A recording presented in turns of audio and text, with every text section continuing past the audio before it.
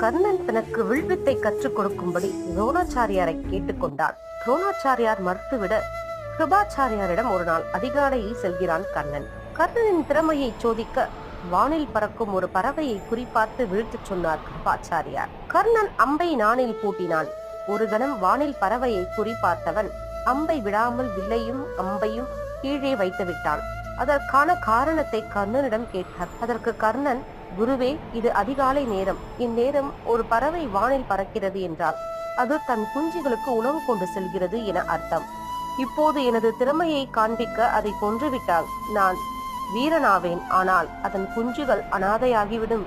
எனவே நான் அதை கொல்ல மாட்டேன் என்றான். இதனை கேட்ட கிருபாச்சாரியார், கர்ணா, நீ கற்றது வித்தை அல்ல, வேதம் என்றார். பணத்தாலும் பதவியாலும் பலத்தாலும் உயர்ந்தவர்கள் தன் பலத்தை பலம் குறைந்தவர்களிடம் காட்டுவது வீரமும் அல்ல,